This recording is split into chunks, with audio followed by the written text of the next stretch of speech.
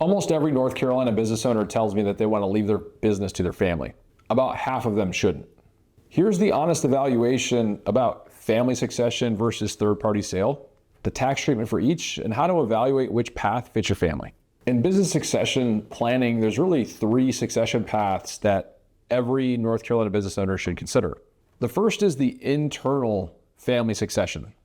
That means the parental owners are selling or giving or inheriting to, passing at death, to members of their family, all or any portion of them. The second would be internal sales structures to managers or key employees. And the third is a third-party sale to someone other than family or existing team members. Each has a different tax profile, different family dynamics, and different timelines. If you want to know which is right for your legacy, click the link below to start the conversation.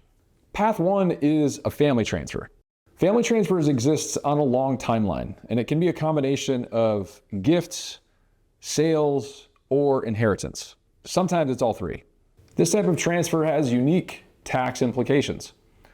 We obviously have to navigate the annual and lifetime gift exemptions for any interest passing through a lifetime gift from ourselves to our kids, but we also want to be cognizant of the capital gains implications of selling interests to our children over time. This really only works if we have family members or children who actually want to own the business and are capable of running it in your absence. And this type of structure fails when what the kids actually care about is the money and not the business. For an honest evaluation, these are some questions that you may want to consider before choosing the family transfer path. First, are they already working in the business? Number 2, do they have the operational skill to run the business? Number 3, do the non-operating siblings feel fairly treated or unfairly treated? Has the successor been given real authority in the last few years? And 5, do the key employees respect them? If 4 or 5 are yes, then this is a legitimate transfer path for you and your family.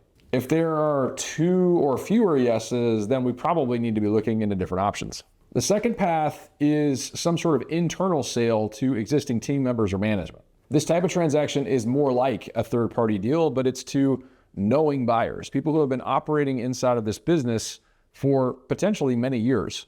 They know it probably not as well as you, but far more than a third-party buyer would. This type of transaction is often financed by some third-party lender, like a bank, and it comes with specific capital gains tax consequences. Often these businesses have very low cost bases because they were started from nothing. And if that's the case, then it means the majority, if not all, of the purchase price will be subject to federal and state capital gains tax. And often in internal sales to management or key employees, there's an expectation of a potential valuation discount or a sweetheart deal. These types of internal succession paths have some of the same questions that we would ask to a family successor. Do they have authority? Do people respect them? Have they been in the business long enough to know what's going on and to be able to take over after you're gone? If this path resonates with you, go ahead and click the link below to get started. And the third path is a third-party sale. This is going to be to someone who is not a family member or an existing member of your team. So this could be a private equity buyer, it could be investment banking, it could be one of your competitors, or someone who is trying to get into an adjacent market. This type of transaction has a same or similar tax consequences as a sale to our team members, but it may be under a compressed timeline. It is the fastest path to liquidity because you're generally getting cash at close or maybe some short-term installment financing. But this type of transaction is going to come with far more due diligence, far more preparation, can sometimes take 6 to as many as 24 months to prepare in advance. Business succession is the biggest single financial event that most North Carolina business owners will ever experience. The path that fits your family isn't obvious, and it's not the path that everyone assumes. If you're within 5 years of a transition, talk about it now, not next year. The link is below.